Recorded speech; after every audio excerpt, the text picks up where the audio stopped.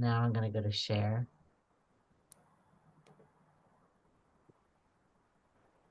Go back.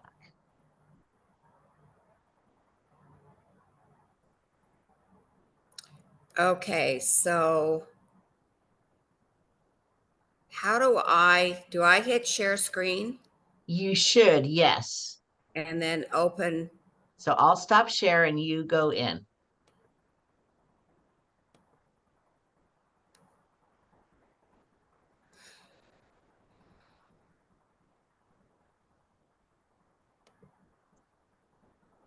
Do you find it? Well, You have permission.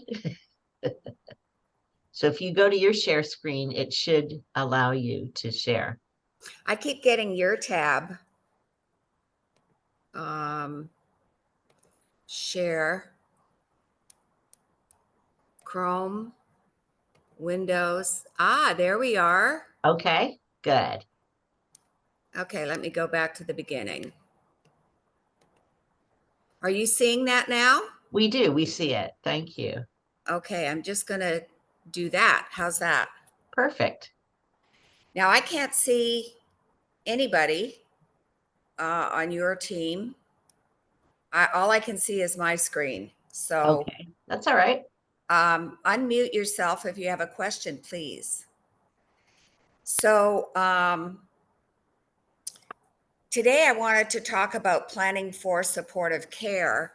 And, you know, who am I to be talking about that? Well, I've been a certified placement and referral specialist in this field for over 18 years. I'm a certified senior advisor, and the value add that I bring, as well as all that, is that I have advanced education in dementia care. And the reason I did that is because probably 85% of the people that I work with are dealing with somebody who has dementia. And it's always just really struck me and emotionally that I couldn't give them more. I don't see myself as totally a sales and marketing person. I'm a businesswoman, but there's a part of this that's the human side, and so I'm fascinated about dementia care and what works and what helps to uh, make that connection with the person whose brain is actually changing. So I've been studying for about 10 years on that end too. And I don't think there's anybody certainly in California, that has my credentials. I'm really very committed to what I do. So when people come to me, I say, my job is to educate you about how the system works so that you can build a plan that's going to work for you. And then and it might not be moving, it might be in home care, the things that we're going to discuss. But if you like me, then you work with me and I'll help you to find the exact perfect care for your loved one. So that's my business model. My services are free because I'm reimbursed by the communities if I bring them a resident that chooses to move in. So the system is, not just moving. It could be, if you're not ready to move, in home care. It could be daycare. It could be respite care, which is a short-term stay in a community so that you can, take a vacation or have the house termited or, those sorts of things. Although I will say now that most communities are not taking anybody on respite short-term stay for less than 30 days. And then the other part of the system is assisted versus skilled nursing. And that's really, if you look at non-medical versus medical, assisted living is non-medical, skilled nursing is medical. And nowadays, nobody needs skilled nursing. It used to be like my grandpa lived in skilled nursing because that's all there was in those days, but he didn't have a medical need. He just couldn't look after himself. Now we have many, many options. So, skilled medical care would be a feeding tube, trachea, brittle diabetic, sliding scale, drips. Um, and there's exceptions, but they're rare. So, classically, that's the system. Assisted living in California is governed by Title 22. And at one point, I was a certified administrator. I could have, technically run any of these communities, but there's no way that I could run one of them. But I wanted to really understand the laws that govern their operation, so that, I could bring that as a screening mechanism for my clients. Um, I haven't kept that up, but I still am cognizant of Title 22. There's two types of assisted living. One is the big communities, like Silvergate or Belmont Village, that are licensed assisted living communities, and they're social models. So you get a lot of social interaction. The other type of assisted living for care is the board and care. And those are the small homes that are in a residential area. They're converted, they're licensed by the state. But I really like them because they're two caregivers for six residents. So it's really a wonderful option for that higher acuity patient who is non medical. And then the other type of assisted living is the secured memory care.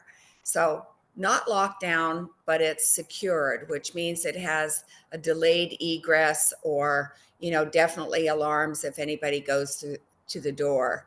Um, and it's a specialized type of care, so that the employees, the staff, are supposed to be specially trained, and they can also look after a higher level of acuity. So when you're looking at these communities, there are certain things to look for, because not all communities are equal. I mean, I work with financial advisors and fiduciaries and CPAs and other people that help their clients find the right place. And there's a tendency to think, well, Betty and Joe are at ABC community. That'll be good for Monica. And really, there's a lot of difference between these communities. They're not all appropriate for everybody. And we certainly want everybody to have the right type of care that they can afford in the right location. So, things to look at are, what's their experience? Are they the new kid on the block? Have they proven themselves over time? How skilled are they, knowledgeable in memory care, assisted living? Then the next thing is staff training and length of service. Certainly with COVID, we had just a terrible time with people quitting their jobs and turnover. But some communities still have employees that have been with them for 10 years. And so that indicates to me that you've got happy staff, which means you have happy residents. Transferability is a big thing, especially if you're in a wheelchair. Do they have the staff available to transfer you safely? Can you bear weight? All these things are things that need to be covered. And you don't want to be in a position where you're in a big community and you need to go to the bathroom and you have to push the button and wait for somebody to come. Because, if they're busy with somebody down the hall, it might take them a while to get there. The other thing I watch is citations for their state license. And when you tour a community, you can ask them to see their state records. And it shows where investigations have been done, and what the investigations were about, and were they substantiated or not. And this relates to Title 22. So, you're looking for things like medication mismanagement, staff mismanagement, and that's something I screen for. Another good question, especially if you're dealing with memory care, is at what point would they send your loved one to the hospital? When you have memory care, you do not want to be going to the hospital. So if they have a nurse on staff, which some of them do, some of them don't, then they can avoid, if you fall and don't hit your head, they can maybe look at you and decide whether you need to go to the hospital or not. If you have a change of condition, maybe a fever, or some reason that they think you might have an infection, they can check you for a UTI, which is a common thing. Um, so you do not want to go to the hospital. And I think that the places that have invested in a nurse on campus are the ones that can avoid that. Of course, if your loved one falls and hits their head, that's a no question. I was going to say no brainer, but that's kind of bad. There's no question there. You do go to the hospital. You want to know if the place will keep you if you're on hospice, because most communities have a certain number of people that they can have on hospice, and hospice, of course, is end of life care. And especially if you have a loved one with memory care issues, is there a situation where you would ask them to leave? And that really tells you about how sophisticated they are in memory care. So, what is dementia? Dementia is bigger than Alzheimer's, which is bigger than memory problems. Does anybody want to tell me what they think dementia is?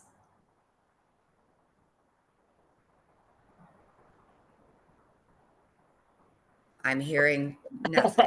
Well, I thought it was just, like you're getting older, you don't have Alzheimer's disease, but you just can't remember things as well.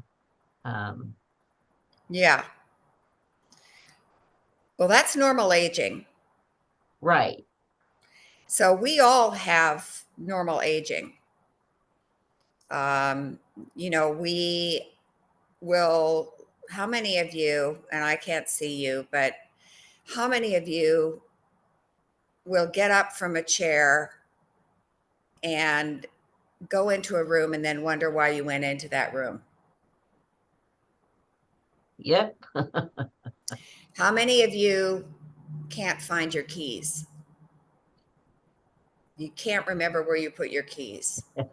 How many of you can't remember somebody's name? Oh, I've had that since I was young. Yeah, yeah. So we all have a working brain. And when we're teenagers or in our 20s, it's like a computer brain. It's real fast. We can recall really quickly and but when we get older, it's like a Rolodex. It's slower.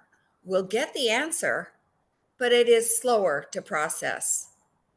Um, and we, in a working brain, we only have room for 8 things. So if we introduce a ninth thing, there's a good chance we won't remember it until we've eliminated one of the 8. But here I want to just say that many people do think that dementia is memory loss, and it isn't. It is not memory loss. Dementia is really an umbrella term for symptoms. Hmm. So the symptoms might indicate that they have Alzheimer's disease, vascular dementia, frontal temporal, aphasia, Lewy body, etc. There's over 80 different types of dementia.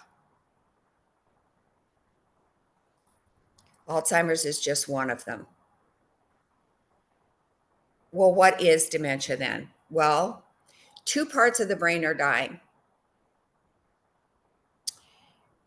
Um, it might be a temporal area. On the left side, we have language and vocabulary and word finding.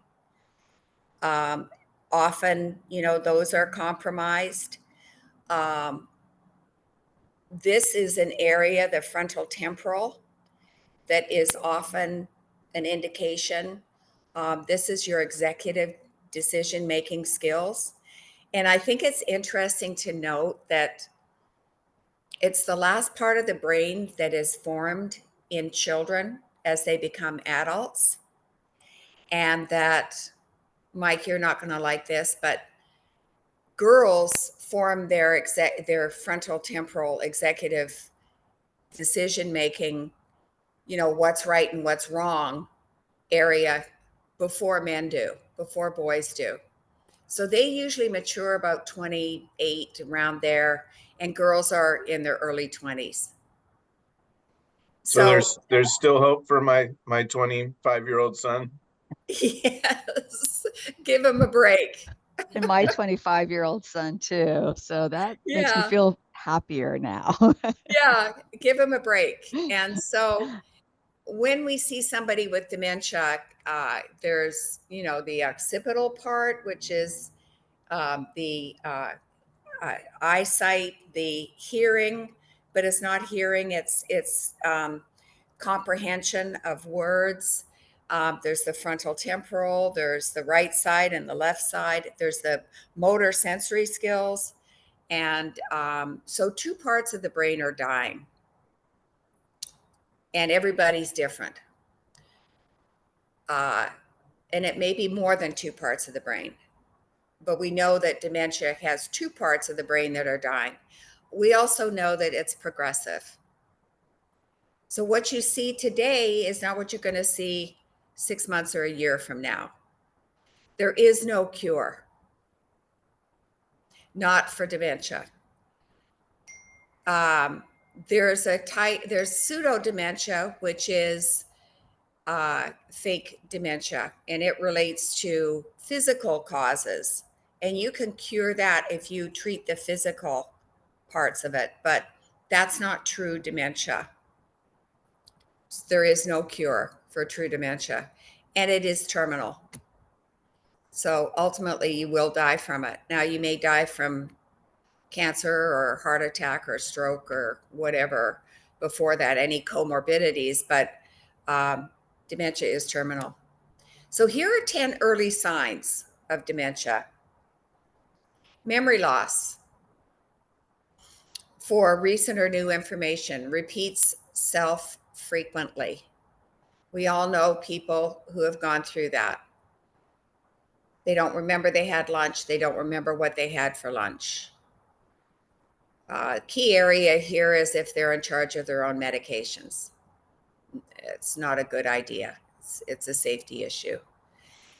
Difficulty doing familiar but difficult tasks. Maybe something that requires sequencing. Step 1, step 2, step 3. They can't remember all those steps. I mean, it's like making a pot of coffee. They don't remember to put the coffee grinds in the little bucket. Managing money, medications, driving. The third one might be word finding, misnaming, misunderstanding. Looking at a piece of toast and calling it a coffee. Another is getting confused about time or place, getting lost while driving, missing several appointments. We see that so often in seniors. It's a safety issue again, and worsening judgment. That's the frontal temporal, not thinking things through like they would before. Is this good or bad? Is there risk? Is there not risk? Just not being aware like they used to be. difficulty with problem solving or reasoning, misplacing things, putting them in odd places, changes in mood or behavior. I have one client yesterday that for months has been saying that somebody stole her annuity book. Well, she found it yesterday in her secret place. So we know that she has many early signs, and this is just a confirmation that, you know, we're right. She needs more um, testing and more input from the doctor. But the mood changes and the behavior changes.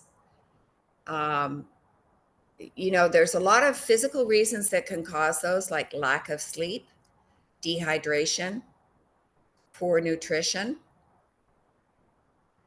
But when the rubber meets the road, those are also indications of dementia, coupled with everything else. Mm. And changes in typical personality. So lack of interest,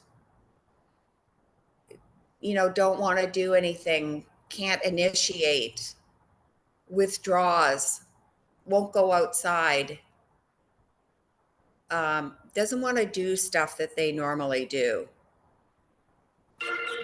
Nails, Kimmy.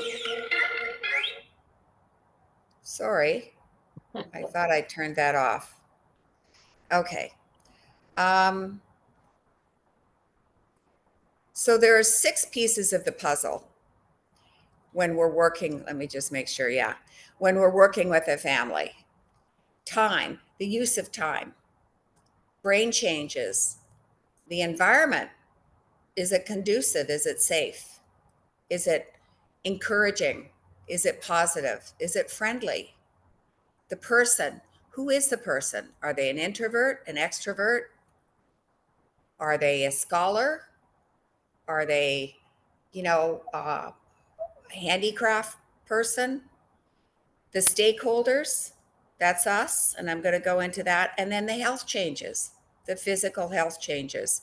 And these are the 6 pieces of the puzzle that a family needs to monitor all the time in order to optimize the safety and quality of life of the person living with dementia.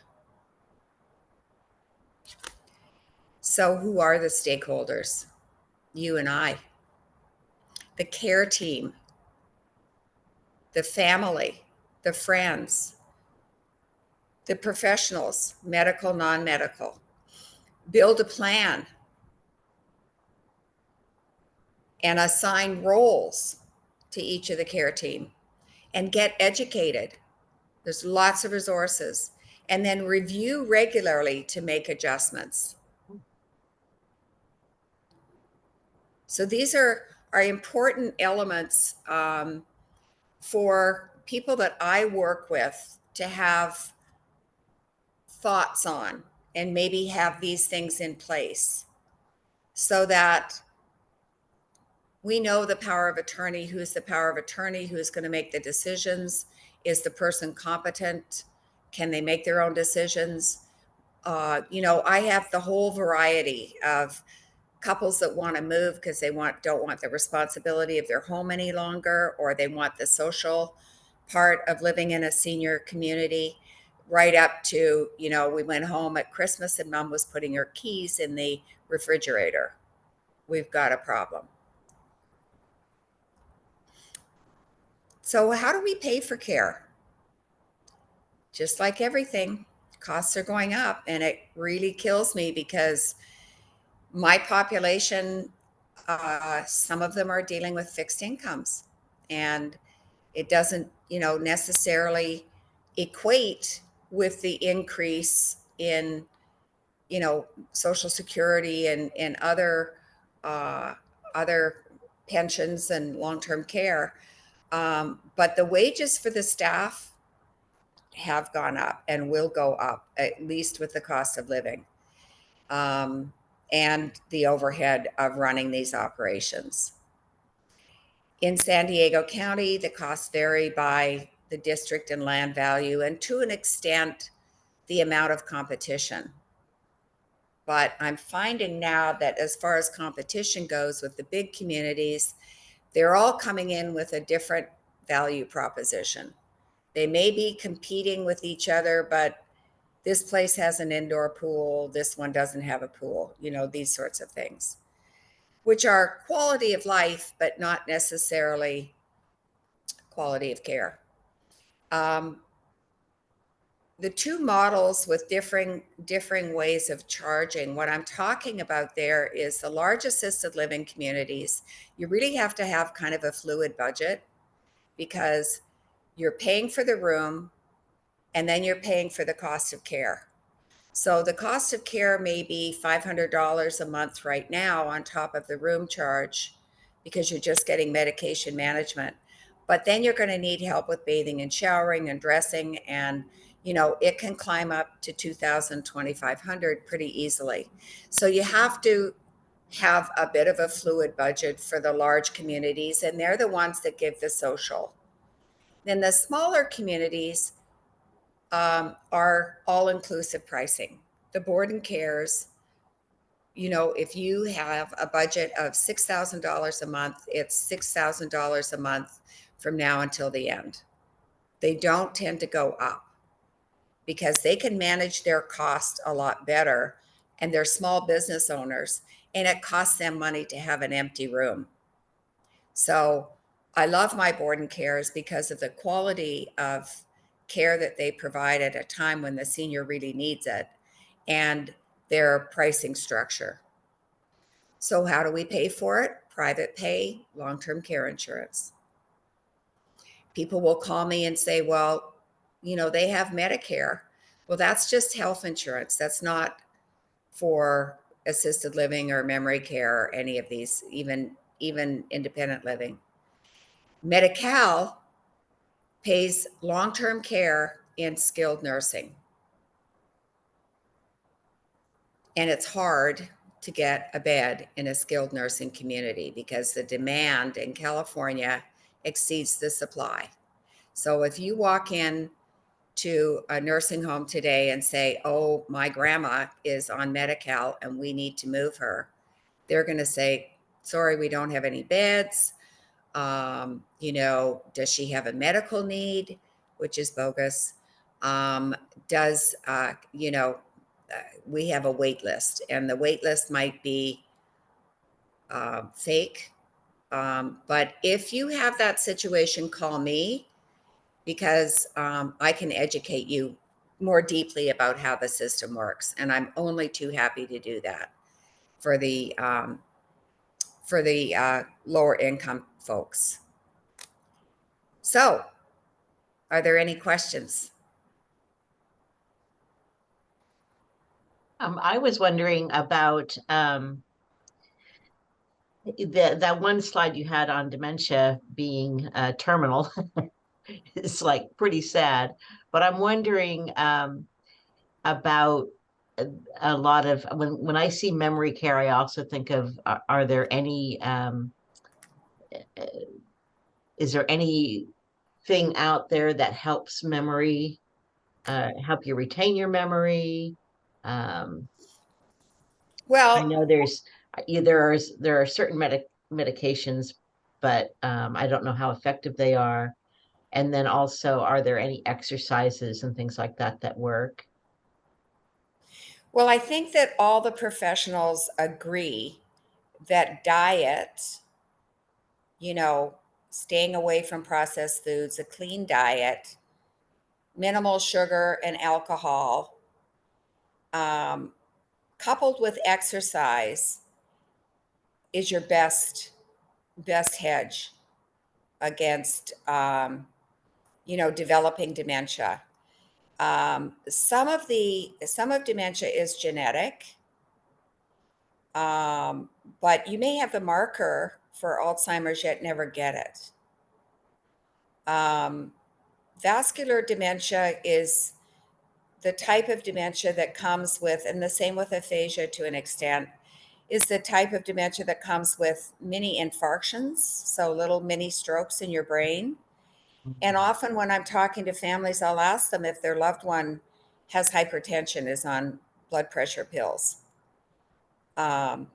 because that's a way of determining if it's vascular dementia. But really, to answer your question, it's just healthy living, exercise. There's no particular exercise. They will tell you that, doing brain exercises is good. But I think that, maintaining your good health is important. One thing I want to add, so many people that are introduced to the whole area of dementia think, well, I'm going to do the 23andMe or, whatever these genetic tests are and find out if I have dementia. First of all, make sure that you have all your ducks in a row before you do that, especially if you have a big family and if you have assets. Because if it's documented somewhere that you've been diagnosed officially with dementia, you can't really change any of your trusts or advance directives or living wills or powers of attorney or any of that stuff. Wow. Yeah, I mean, and it might negate you getting insurance for something. So, I don't want to, instill fear in you. Just be smart about it. And most people don't want to know, because if you have the genetic marker for Alzheimer's, there's nothing you can do about it. And you may never get it. I'm going to stop sharing here so I can see your faces again. There was a study done up in, click exit. Okay, there we are. So I'm going to close this. There we are. Hi. So there was a study done up at Leisure World many years ago up in Laguna. And this doctor, a neurologist, got a whole bunch of money. And fortunately, that community had been charting the mental acuity of the people that moved in, the ones that wanted to be charted. And so they had like 20 years of documentation on the brain health of the individuals living in Leisure World. And the big thing that came out of that, and this was maybe 10 years ago, now it's really for sure. The people that were exhibiting and had to move because of dementia had vascular dementia. The people that had Alzheimer's, in other words, the amyloid marker, were not exhibiting any symptoms of dementia. So now more and more doctors are, it used to be just when, to an extent it is still, primary care physicians will say, yeah, you've got dementia, you've got Alzheimer's. And the family doesn't know what that means. They're just sent on their merry way. And the person may not have Alzheimer's. It's really a neurologist that's going to determine what they have, because they do a scan of the brain. And in that scan of the brain, they can see if there are infarctions that are mini strokes that indicate it's vascular dementia. So more and more often now, people are being diagnosed with vascular dementia. So I think that Alzheimer's is probably a little bit more common. Certainly it's got the bigger fundraisers and the associations and everything, and there isn't that competition for vascular, but it's more and more common. Well, that is fascinating. Thank you. Any other questions for Sydney? Yeah, I have a question. You mentioned at the beginning that there is no cure for dementia, but are there cures for Alzheimer's now? Are there experimental treatments? Do you know of? Do you know? Well, keep in mind that Alzheimer's is one kind of dementia. Okay. Dementia is the umbrella term. So dementia might include 80 different types Hmm. of Mm. dementia. One of them is Alzheimer's. Okay. So there is no cure for dementia. So that would include Alzheimer's. Alzheimer's. Yeah. Okay. Now, I was at a Parkinson's Association event the other day. I had a table, and beside me was a lady who does biofeedback. And I had a couple of conversations with her and then decided to withdraw because she was gung ho on biofeedback and how you can cure dementia with biofeedback. You can cure Alzheimer's, and she's seen it and blah, blah, blah. And so I didn't want to get into any arguments with her. And that's why earlier I had said, and I learned this from UCSD, there is a thing called pseudo dementia, fake dementia. And when a person goes into UCSD senior behavioral health, they look at them physically first. They're exhibiting the symptoms of dementia. They look at them physically first, and they look for depression. They look for infections. They look for thyroid problems. They look for potassium, dehydration, malnutrition, all these things. If they find anything, an imbalance anywhere, a problem anywhere, they treat that. And the symptoms of dementia either go away or are minimalized. So a UTI can make a person seem nuts, especially if they have cognitive impairment. Depression, we know that people with chronic depression can exhibit symptoms of dementia, but if the depression is treated correctly, then the symptoms of dementia go away or are diminished. But there is no cure. Hmm. And biofeedback certainly does not cure. There's one home, board and care, that she was just raving about, and oh, she's cured this and cured that. And I looked into it, and she takes in residents that have the physical ailments that I've just talked about. She feeds them nutritionally, she gets them exercising, and they leave. So that is pseudo dementia. It's not true dementia. Okay. Does that answer your question, Dolores?